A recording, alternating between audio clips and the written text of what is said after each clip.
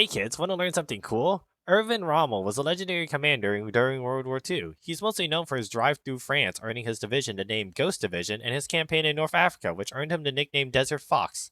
However, his legendary and almost reckless method of leading battles resulted in his near death experiences on numerous occasions.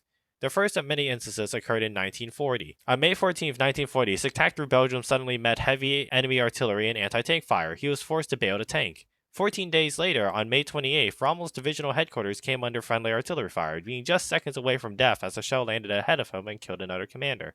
On June 10th, Rommel was once again under fire from an anti-tank gun, and his men had scattered. After some spurring on from Rommel himself, his men started shooting back. And in a repeat showing on June 19th, friendly artillery once again rained down on his position, but he was able to reach a trench in time. And lastly, in 1940, before the year could end, a French civilian walked up to him and nearly assassinated him, only being stopped by French soldiers.